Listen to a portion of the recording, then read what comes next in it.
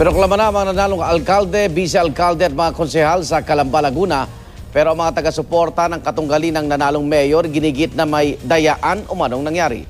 By live report si Atina Imperial. Atina! Yes, Igan, naiproklama na nga ng COMELEC ang mga bagong halal na alkalde, vice-alkalde at mga konsehal ng Calamba pasado alas 2 kaninang umaga. Matapos ang 3 araw ng canvassing, ipinoklama na ng COMELEC ang mga bagong mamumuno sa lungsod ng Calamba. Nanalo bilang mayor ang dating congressman ng 2nd District ng Laguna na si Justin Mark Timi Chipeco. Si Rosela Rizal naman ang ipinroklamang vice mayor. Pero ang mga taga-suporta ng katunggali ni Chipeco sa pagka-alkalde na si Severino Lahara, iginigiit ang pandaraya umano ng kampo ni Chipeco. Ilang beses nilang pinahinto ang bilangan sa COMELEC. Tapos, ilang beses nagka-problema ang PICOS. Ang sabi nila, oo, kay Binoy ang tao, amin ang COMELEC.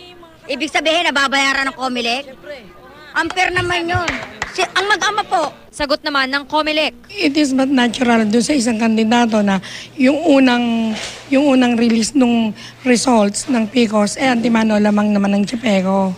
Kasi yung sinasabi niyang lamang siya umabot ng lamang yung niya ng 4,000, nasa middle ng transmission. Naging emosyonal naman sa harap ng kanilang mga taga-suporta ang kapapanalong konsehal na si Nino Lahara, anak ni Severino. Igalang po natin ang desisyon ng nakakarami.